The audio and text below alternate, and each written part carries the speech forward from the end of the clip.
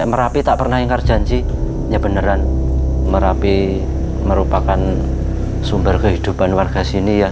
Tapi dengan prinsip kalau Merapi baru bergejolak, ya kita jauhi, kita menyingkir dahulu.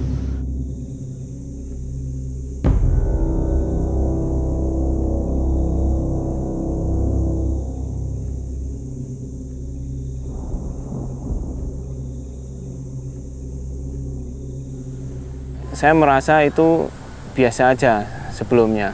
Dan ketika tanggal 5 November itu, sore-sore sekitar jam 5, jam 6 itu, terasa berbeda erupsinya. Jadi sudah terasa getaran-getaran dari tanah, dan semakin larut getaran tersebut semakin besar terasa. Suami saya kan dulu bilang, udah tahu duluan kan, waktu itu akan meletus, itu kan hawanya udah panas juga kan, itu hewan-hewan sama turun.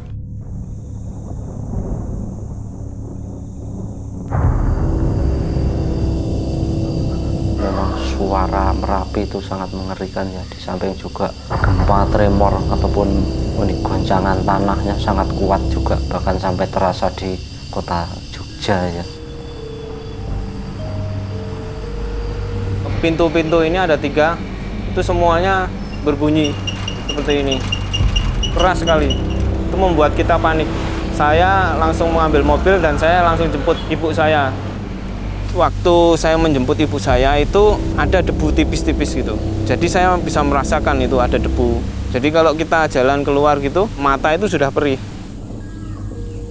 Disaster Oasis ini berdekatan dengan sekolah luar biasa. Kami membantu mereka evakuasi. Kalau kami panik tidak bisa ya, jadi harus pelan-pelan. Saya tidak mengizinkan anak-anak untuk keluar nih. Saya sampaikan di sana itu banyak debu, nanti mengganggu nafas kamu. Semuanya di rumah, dan saya juga yang mencari anak-anak saya. Membuat anak-anak itu tidak merasa panik. Saya tahu bahwa anak saya kena asma, kemudian betul ketakutan dengan anak saya yang paling kecil gitu kan. Abu itu kan masuk ke rumah juga. Yang pengalaman di rumah saya, abu itu kira-kira 30 sentian. Di jalan-jalan ya tebal juga kan. Jadi kita tidak merasakan abu yang dari atas, tapi kita merasakan abu yang dari bawah. Soalnya banyak sekali mobil yang lewat dan membuat abu itu berterbangan kembali.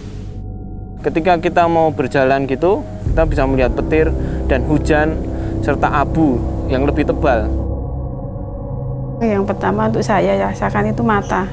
Matanya itu pedih. Kemudian untuk tenggorokan dari bibir itu sudah kayak kering, kemudian leher juga sehingga menimbulkan batuk. Dan ketika kita menghirup abu tersebut juga terasa tidak nyaman. Dan di lidah pun terasa seperti kita makan pasir. Kami keluarga di bidang kesehatan, ibu di perawat, kami memang mempunyai stok banyak, terutama di masker. Biasanya sedia sekitar 2 box sampai 3 box. Memang karena sudah tahu bahaya abu vulkanik saat itu, warga sudah langsung ke rumah saya. Untuk kasus erupsi tahun 2011 agak unik. Kami sudah memiliki persiapan berupa rencana kontingensi, kita sudah latihan. Namun ada yang tidak bisa kita perkirakan, yaitu erupsinya cukup besar. Kita dulu hanya memberikan saran tutup hidung dengan kain, karena kita tidak sempat memberikan masker.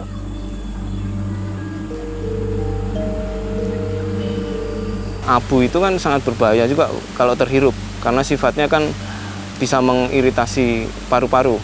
Pada waktu itu masker sangat sulit didapat, dan ketika saya mau membeli masker tersebut di apotek, semuanya habis.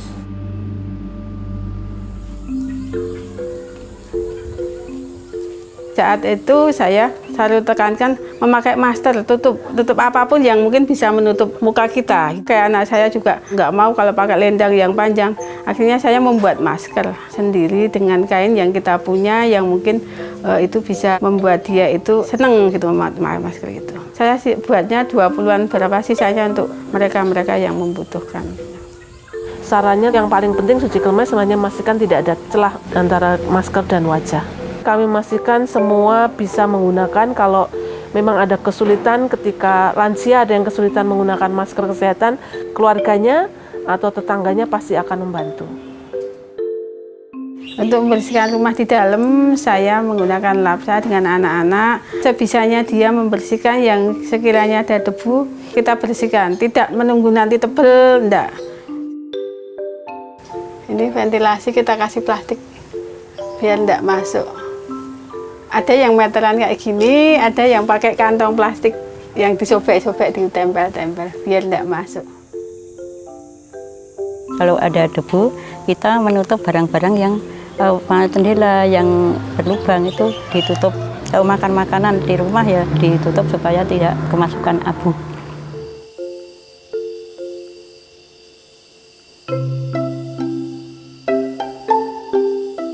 Tujuan pertama cuman untuk koleksi keluarga, kenang-kenangan keluarga saja. Pasca erupsi Merapi 2010, ternyata ini jadi objek wisata yang sangat fenomenal, terkenal juga. Harapan saya dengan Museum Mini Sisa Hartako ini bisa untuk pembelajaran untuk warga seputar sini yang terdampak erupsi Merapi. Semoga dia lebih siap, lebih berhati-hati.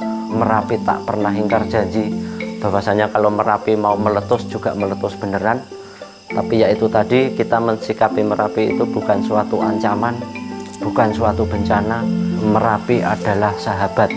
Karena kehidupan warga sini, darah warga sini mengalirlah darah dari tanah Merapi.